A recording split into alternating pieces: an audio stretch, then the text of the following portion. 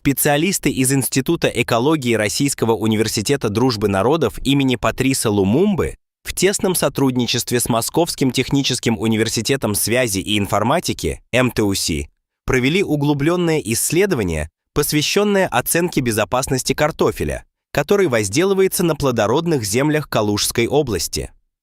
Центральным объектом их детального анализа стало содержание радионуклида цезия-137, который представляет собой значительную опасность для здоровья людей. Этот элемент имеет период полураспада около 30 лет и, попадая в человеческий организм через продукты питания, может вызывать множество серьезных заболеваний со временем. Известно, что на протяжении года среднестатистический житель средней полосы России потребляет от 300 до 370 килограммов растительных продуктов, основную часть из которых составляет картофель. Именно по этой причине именно этот важный сельскохозяйственный продукт стал объектом тщательного изучения ученых и исследователей. Если обратиться к историческим фактам, то в 1986 году мир столкнулся с одной из наиболее разрушительных техногенных катастроф, когда произошла авария на Чернобыльской атомной электростанции.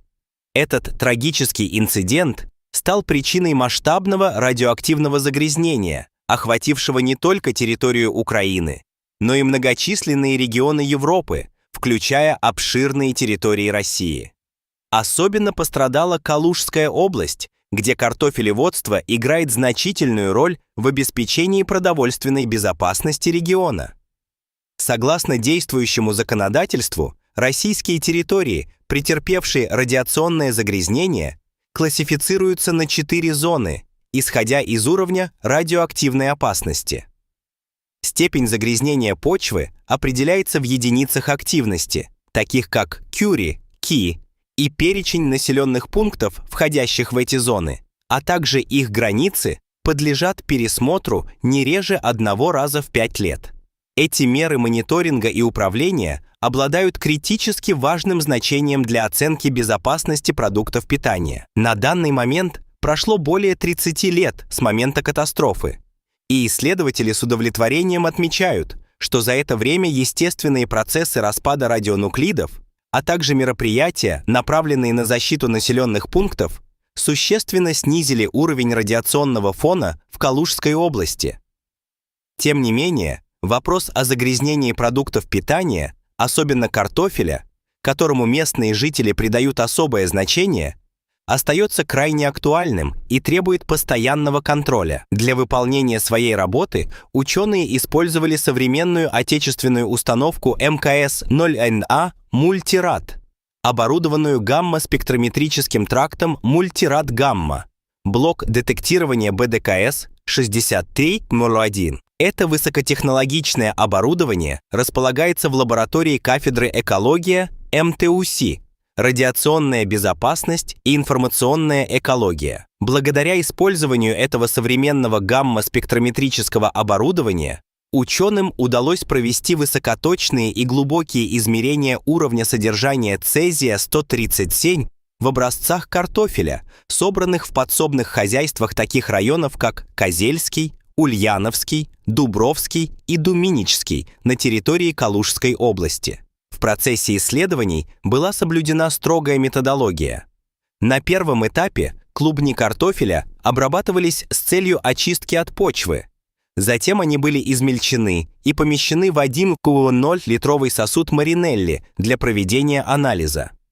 Измерения осуществлялись по специальной методике, которая основывалась на использовании сцинтилляционного гамма-спектрометра с обновленным программным обеспечением «Прогресс».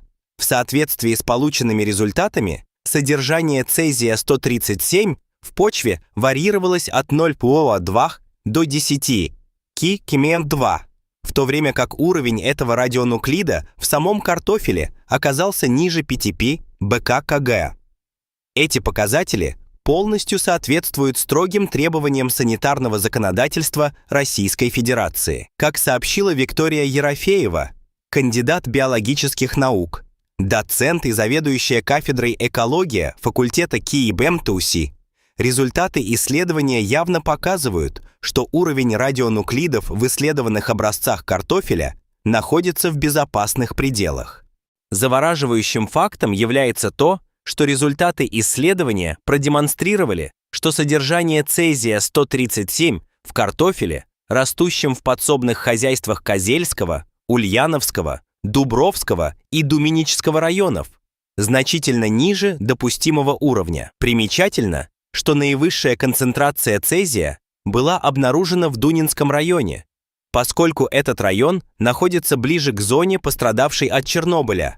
Однако даже в этом случае уровень превышал санитарные нормы. Кроме того, ученые не обнаружили других опасных радионуклидов, таких как радий-226 и торий-232, которые также находились ниже предела обнаружения гамма-спектрометра, что является дополнительным признаком улучшения экологической ситуации. Данные исследования подчеркивают важность постоянного мониторинга содержания радионуклидов в пищевых продуктах, а также служат ярким примером улучшения радиоэкологической ситуации в регионах, пострадавших от последствий Чернобыльской катастрофы. Работа в этой сложной и ответственной области продолжается на кафедре «Экология» под руководством Виктории Владимировны Ерофеевой, кандидата биологических наук и заведующей кафедрой «Экология» факультета КИИБ МТУСИ.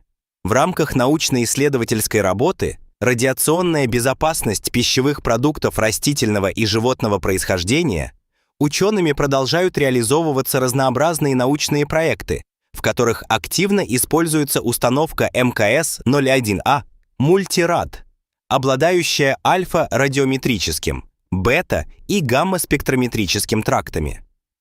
Эти исследования направлены на детальную оценку рисков радиационного загрязнения продуктов питания и разработку методов, позволяющих защитить население от потенциального попадания радионуклидов через пищу. Примечательно, что активное участие в проекте принимают не только опытные ученые, но и студенты факультета КИИБ, магистранты и аспиранты, что способствует увеличению уровня подготовки будущих специалистов в области радиационной безопасности и экологии. В совместных исследованиях активно участвуют студенты и аспиранты из Института экологии РУДН имени Патриса Лумумбы, что подчеркивает важность коллаборации между различными учебными заведениями и их вкладу в эту научно значимую область.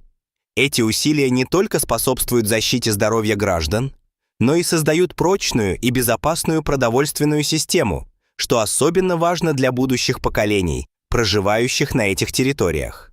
Устойчивое и безопасное развитие сельского хозяйства, свободного от опасностей, связанных с радиационным загрязнением, это залог безопасности и здоровья не только нынешних, но и будущих поколений. Исследования в области радиационной безопасности продовольствия являются приоритетными для правительства и ученых, поскольку они направлены на минимизацию рисков, связанных с радиационным загрязнением, и обеспечение безопасности населения.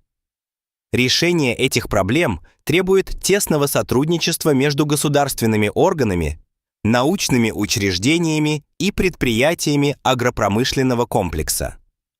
Благодаря совместным усилиям можно добиться значительного прогресса в снижении уровня радиационного загрязнения и обеспечении безопасности продуктов питания, что будет способствовать улучшению здоровья и благополучия населения. Обеспечение радиационной безопасности является важнейшим аспектом национальной безопасности и здоровья населения. Именно поэтому правительство и ученые уделяют так много внимания этой проблеме, разрабатывая и реализуя эффективные меры по снижению рисков радиационного загрязнения и обеспечению безопасности продовольствия.